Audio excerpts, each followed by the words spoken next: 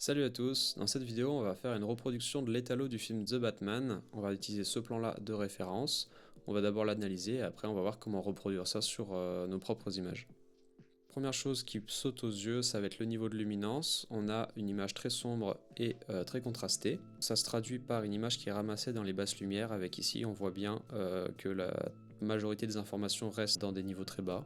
C'est la même chose sur l'histogramme, tout est compressé. Et par contre on voit que l'image ne perd pas d'informations dans les basses lumières, on vient pas toucher le zéro. Au niveau des couleurs, on va avoir une image qui est dominée par les tons rouges, donc là ça va correspondre au ton orangé de l'arrière-plan. Alors première chose, pour recopier ça, déjà il faut avoir une image qui soit cohérente par rapport à ce qu'on veut copier. Donc là ici l'image de référence, c'est une mimique un peu de la scène avec un éclairage de fond plutôt chaud, un éclairage plutôt froid sur le sujet, et au niveau du cadrage quelque chose qui ressemble, qu'on puisse voir si ça marche ou pas. Alors ici c'est du log, donc on va commencer comme d'habitude par rétablir les couleurs. Hop, c'est du Vlog, DaVinci Wacom, Vlog. On va utiliser le codec de DaVinci, donc le DaVinci Wacomut et le DaVinci intermédiaire. Et on va faire la même chose pour le CST de sortie, où là on est sur du DaVinci Wacomut et on sort en Rec 709. Et ok, là c'est notre base de travail. À partir de là, on va voir ce qu'on peut améliorer. Alors, on va commencer par la luminosité et le contraste. L'image est compressée dans le bas, donc ici on voit que c'est beaucoup plus lumineux. Donc on va venir compresser tout ça.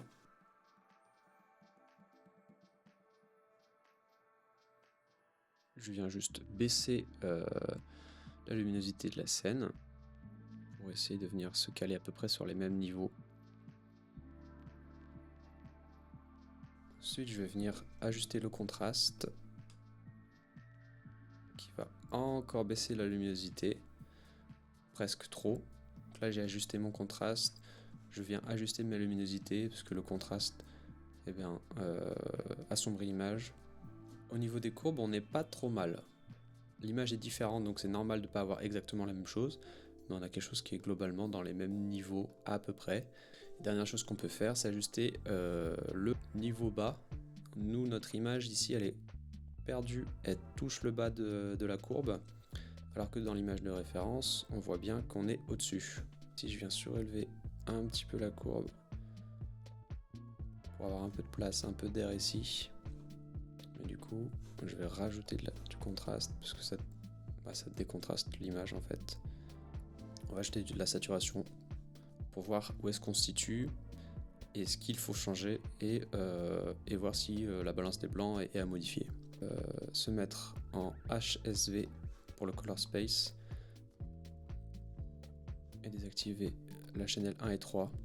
Et du coup HSV en fait ça veut dire il me semble c'est Hue, saturation, et le V je sais plus ce que c'est, mais donc en gardant uniquement le S on est juste sur le canal de saturation. Au lieu d'avoir une image qui devient plus lumineuse avec la saturation, ici on va saturer l'image mais elle va rester sombre. Donc là on est à fond, forcément c'est moche, mais en dosant bien ça fait un effet plus intéressant que l'onglet de saturation par défaut. Donc là hop, on va venir ajuster un petit peu notre balance des blancs.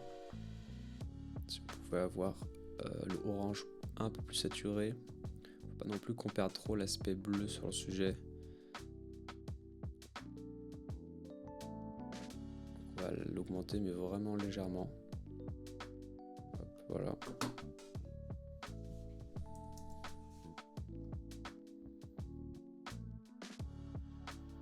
Pour l'instant on est trop lumineux et on n'a pas assez de saturation dans les oranges, donc on revient sur notre luminance. On aura quelque chose de différent sur la lampe, mais dans l'idée c'est à peu près mieux. Ensuite on continue sur les couleurs.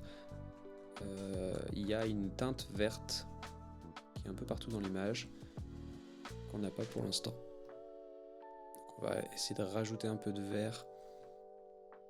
Là simplement on va sur le offset. Donc là c'est à l'extrême parce qu'on s'éloigne du centre, donc on est l'effet extrêmement fort. Ça permet simplement de voir dans quelle direction aller.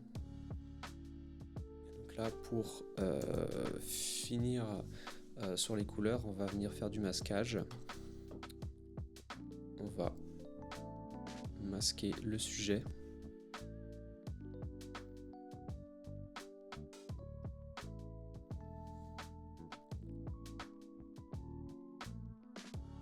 Là, on va venir réduire la teinte ici, uniquement sur le sujet.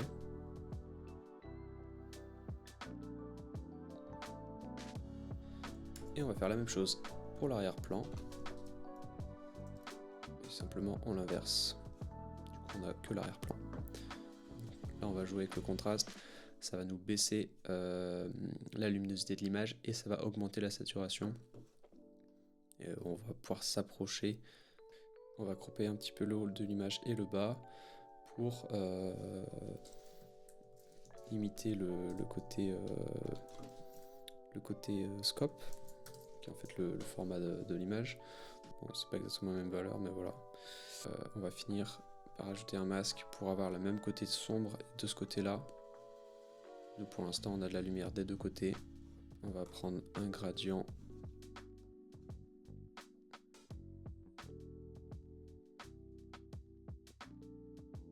Donc là, ça va venir permettre d'assombrir un petit peu ce côté-là. Voilà ce que ça donne pour cet étalo. Le log de base, la conversion vers du Rec 709, l'ajustement sur la luminosité, l'ajustement sur le contraste, l'ajout de la saturation, la balance des blancs, la correction au niveau de la couleur, le masquage du sujet, le masquage de l'arrière-plan et le masquage pour assombrir uniquement le côté gauche. Voilà, donc à quoi ça ressemble. Donc c'est pas exactement la même image, mais dans l'ensemble, on a au niveau de la luminosité et des teintes de couleurs quelque chose qui s'en rapproche.